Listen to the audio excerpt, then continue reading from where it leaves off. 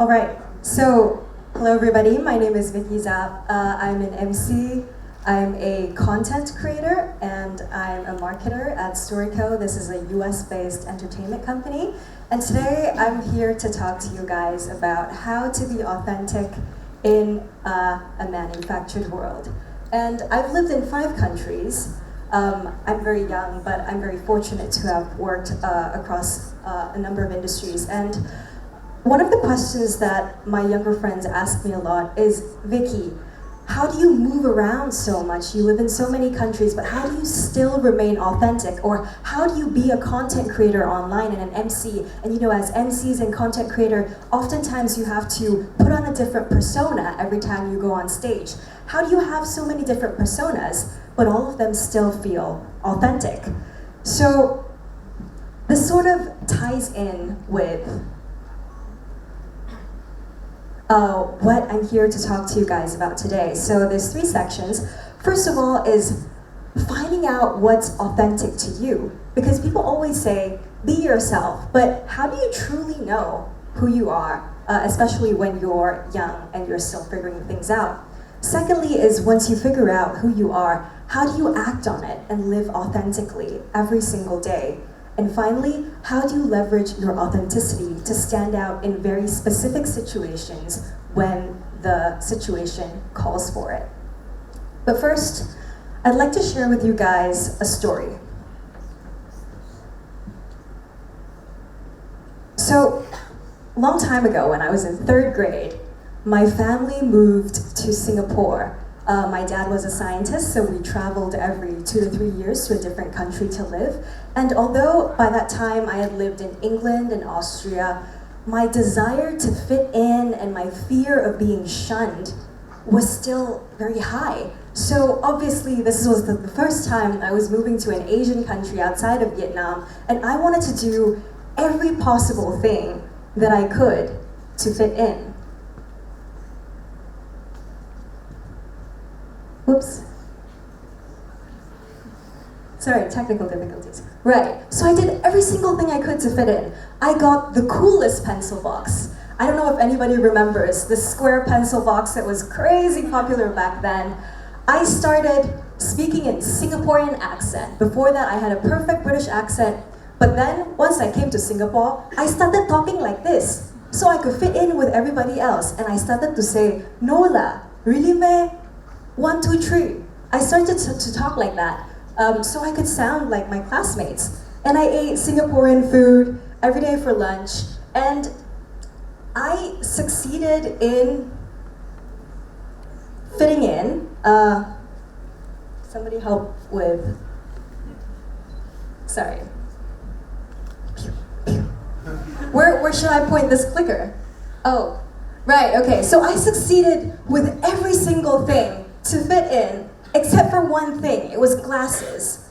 I did not have glasses, and Singapore was the myopia capital of the world. 65% of children are myopic. They wear glasses by primary 6, and over 80% of young adults have glasses. And in my class of 40 people, I was the only person who didn't wear glasses. So what did I do? I wanted to fit in with my peers so badly that I decided that I would do every single thing I could to ruin my eyesight and get glasses. It sounds so funny, right? Because now thinking about it, I should have been happy that I was the only one who didn't wear glasses. But because I wanted to fit in so bad, I started reading very close. I watched TV with my face glued to the screen like this, right? I hid under the blanket so I could read in the dark. And after 2 weeks, I was completely successful. I came to class, I was so successful, I came to class with my first pair of spectacles. It was metal rimmed and it was red.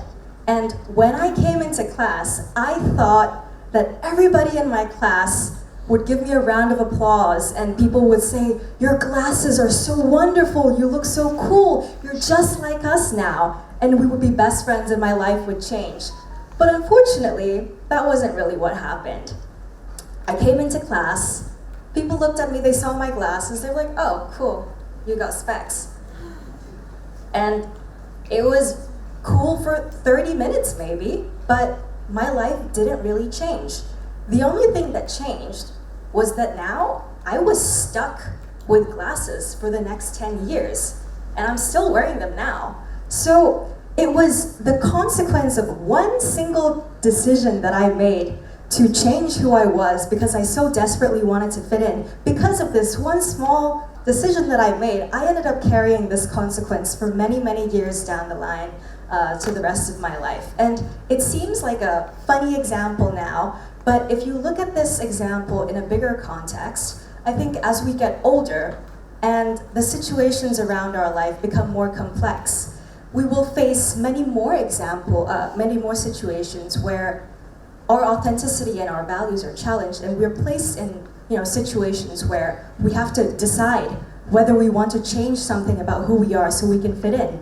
For instance, if you're in school, if all of your classmates are bullying or not associating with one classmate, do you also distance yourself from this person, even if it is against your own personal values? Or if in your workplace, everybody is doing something that is against your personal values because that's just the way things work, or it's easier this way because that's the status quo, do you also do that or act in that way, even if it is inauthentic to you? So that's just like a question that we want to think about before we go into this talk.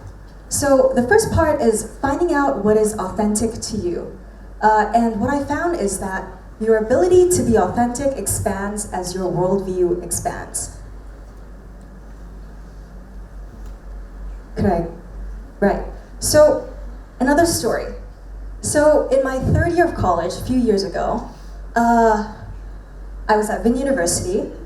I had the very fortunate opportunity to go and study abroad in America for a year. So I went to Cornell University. And at first, I was very excited because I thought, oh yay, I'm going to study at an Ivy League school, and I'm going to study with the best professors in the world, and nothing can stop me, right? But the moment I left Vietnam and I set foot in the American ground, I realized that my sort of like pink dream kind of shattered, because I realized that even though in Vietnam I had spent many years meeting people, building a network, making friends, and I was pretty well established for somebody of a young age in Vietnam, all of that sort of disappeared when I went to the United States. In Vietnam, you could say, I'm an MC at Vietnam Television. Everybody would know what Vietnam Television is. But in America, nobody cared what Vietnam Television is. I wrote a book in Vietnamese, I made content in Vietnamese, but in America, nobody could understand what I wrote, or nobody could even understand the content that I made.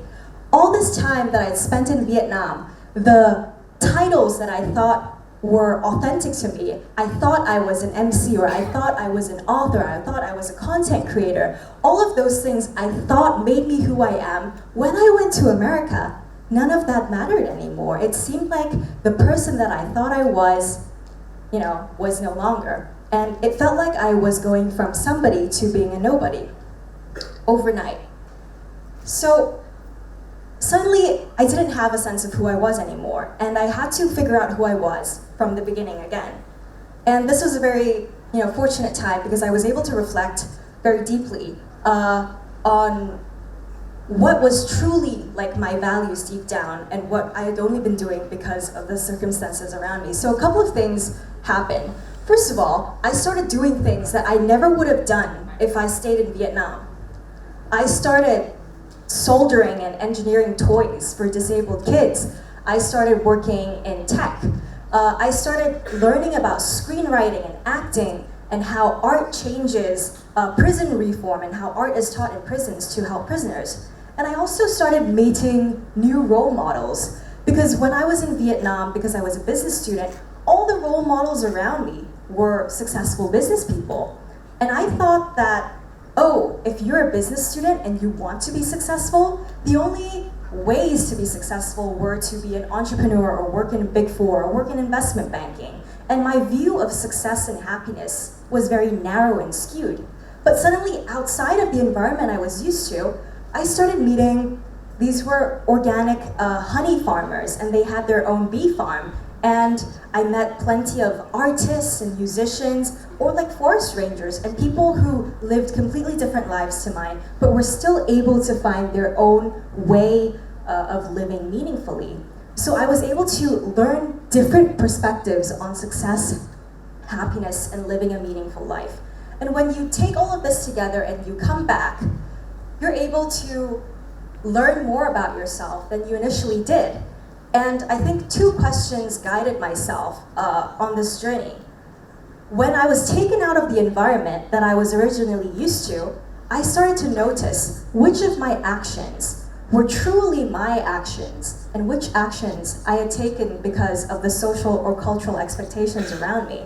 In other words, if you weren't in Vietnam, or if you weren't in UEB, or if you weren't in the situation you were currently in with the expectations of others surrounding you, how would you act?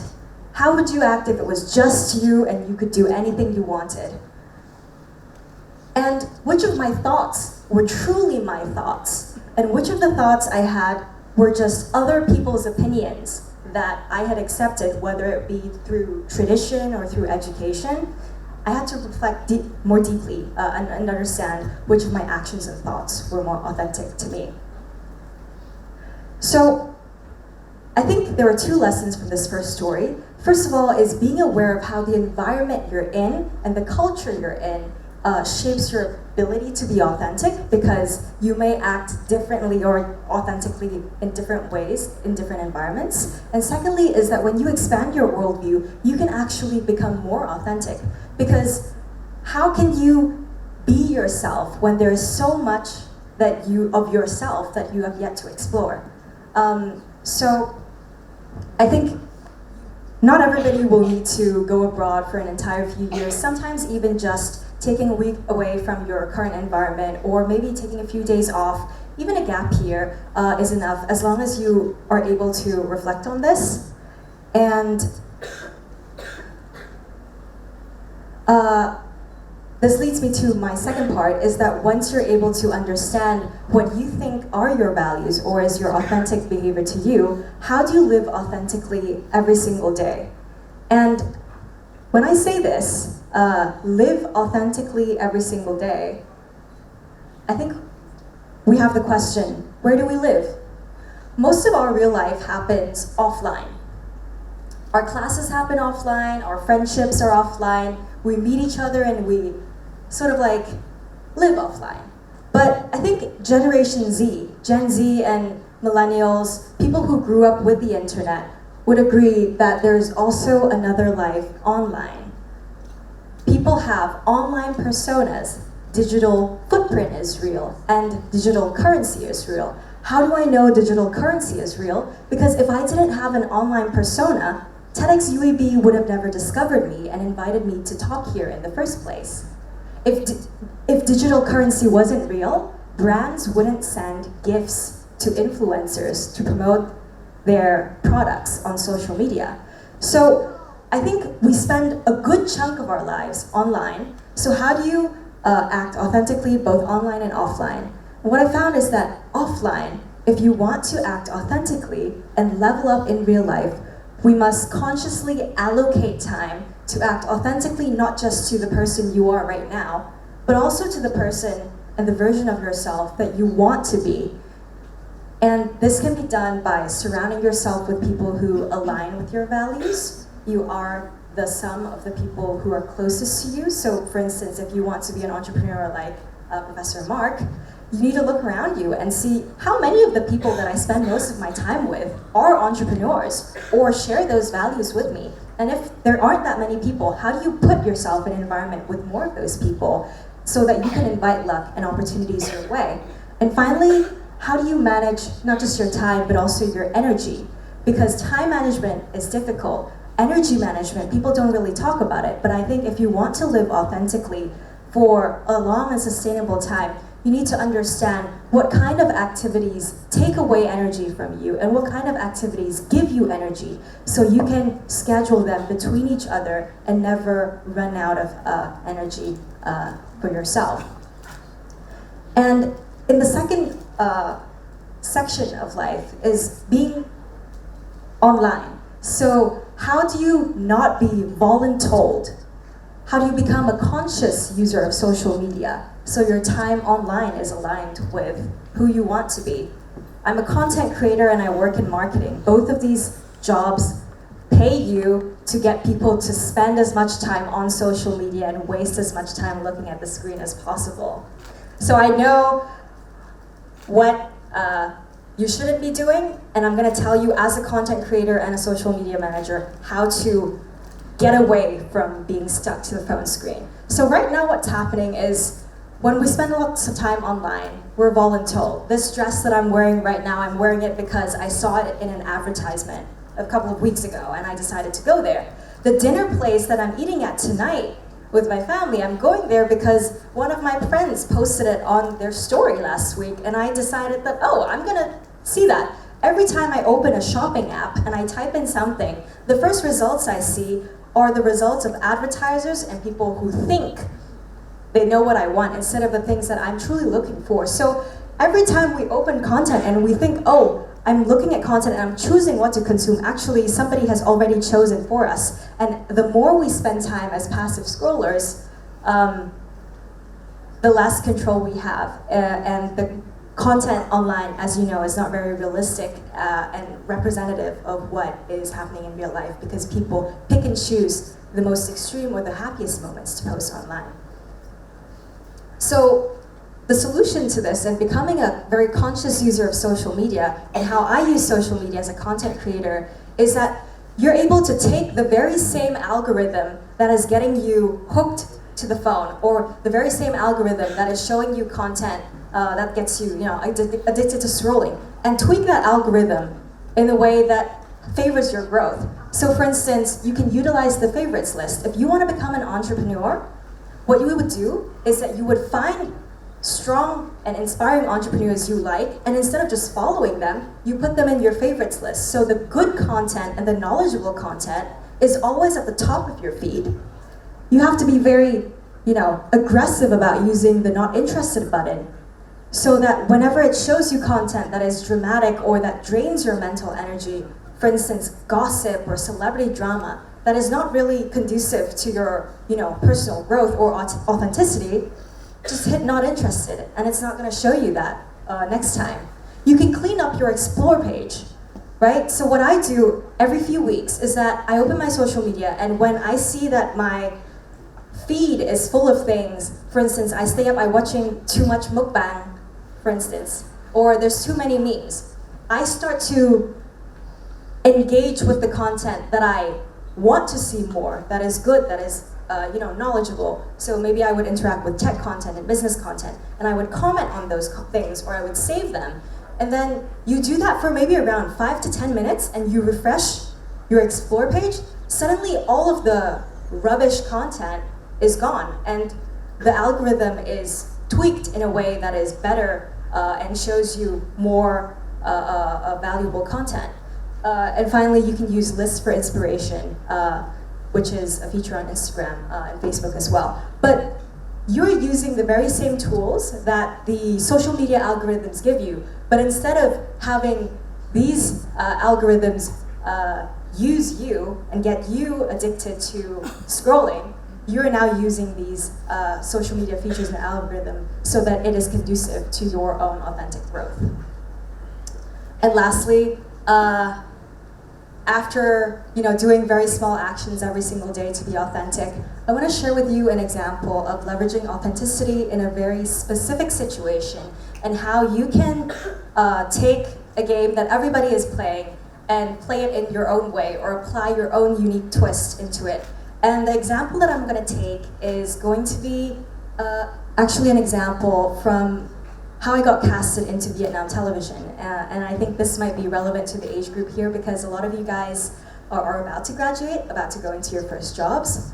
So I was casted, I was an MC for Vietnam television show Zlife during the first season, the entire season. And the way that I discovered this was actually through this casting call post here. If you know about Vietnam television, you'll know that Vietnam television almost never opens casting calls for the role of MC. They can open casting for actors, but MC is very rare. So when this casting call post went up, immediately 17,000 likes, 500 shares, and hundreds of people were applying and sending in their auditions, their videos, to become an MC at Vietnam television. And the audition process was that you had to film yourself talking about a news segment. Zlife is a program that wanted to bring news to Gen Z because they noticed that Gen Z wasn't watching TV anymore and wasn't watching news anymore. So they wanted to hire young news presenters that could turn news into something that was fun and interesting for Gen Z. So I think I did two things that made me a great candidate this time and that really channeled my authenticity. The first one was a very authentic audition. Hundreds of people were applying, and I know that for the position of MC at a national radio TV station, people were going to classes for this kind of thing. There are classes that train you on how to shape your how your intonation should be, or how your pronunciation should be, how you should talk. And I never had any experience with this kind of journalism before, but what I did have was an understanding of what kind of content that Gen Z liked to consume. I had the ability to tell stories, and I had humor. So understanding those strengths, I was able to craft an audition that was very funny, but it was a very Gen Z audition in the style, edited to the style of a TikTok video, and I acted out myself as cars. But because this was such a fresh take, and the topic of electric vehicles was also very trending at this time, I was able to get into the interview round. And later on, when I was watching some of the other audition videos, I saw that almost all of the other contestants had just been standing at a desk and presenting a news script as they had all seen on television. So in this way, your ability to think outside the box and be authentic to you, even if it is not something that is originally done in the TV studio, might be something that is able to set you apart. And once I was inside, we had to go through months of content training and editing training. And I remember in the first phase, every day we would have to compile 5 top news stories for the editors of the show to check up on our editing skills. And while everybody else was searching maybe like Kênh 14 or VN Express and seeing what the top headlines were that day, or seeing what was trending on Google Trends, I was able to retain my very authentic content taste because I knew that I was especially interested in tech and business news. So every single day, when everybody was just looking at what was trending on Google Trends, I sought out very specific news stories related to tech and business with an international angle. And I was submitting that day after day after day. And because of that, I did that enough times. I showed my authentic taste enough times. And one of the editors told me, Vicky có gu xem tin, có gu, right? And I think for a new editor in training, that is extremely a great praise, because that showed me that the content that I was making was different from the content that the other training editors were making. So what I found from this experience that you can also probably apply to your next application program is that when you act authentically day in, day out, you will be eventually remembered for it. And actually, it is much better to be able to say that, okay, I can do a lot of things, but this, and this is what I am really strong at. That is much better than saying, oh, I can do anything you ask me to do. Because if you can do anything they can ask you to do, then why is it so important that you do this specific thing, right? So that was my big lesson on authenticity that I learned during my time at Vietnam television, and it helped me get selected to host the show on national TV, and helped me get selected into presenting about the topics that I was very passionate about instead of just presenting about any topic that they gave me. And you take that authenticity and you apply it into other roles too. So now everywhere I go, I know that my strength is humor and storytelling. Even at the company that I work at now, I apply humor to all of our marketing campaigns, and this is how I interact with all of our clients too, and I relate to them on a personal level. So I'm able to build a unique relationship because of my authenticity that some other people might not be able to build. And I think every one of us has this unique aspect about ourselves. Every one of us has our own strengths, and once you understand what your strength is, you're able to apply that in a way that is authentic to you, and in a way that helps you play the game in a way that favors you, instead of playing the game by everybody else's rules. So I think my closing words would be, the quest for authenticity is a lifelong quest. A lot of people might ask, is there ever a eureka moment? When was the moment that you knew that you wanted to do this? Or the moment that you knew this was the person you wanted to become? And I think for a lot of people, myself included, the answer is, there is no singular moment that you decide that you know what your life is about, or you know who you are. Authenticity isn't a eureka moment, and it doesn't come overnight. It is small steps that you take every single day. And in fact, I believe that many people will live their entire lives and still be striving for authenticity every single day, because you are also changing every single day. And as you change, you find new ways that you can become even more authentic and even more yourself. And I'd like to just summarize with the 3 key ideas that I presented today. First of all is that your ability to be authentic expands as your worldview expands. The more you experience, the more of yourself you can be. Second one is that practicing authenticity is something that you do every single day, online and offline, in every single interaction. And finally, once you find out what is authentic to you and what is your strength, you can leverage it in specific situations to stand out and play the game your way. I wish you guys enjoy the rest of this TED Talk, and I hope that you guys will live a very authentic and meaningful life. Thank you.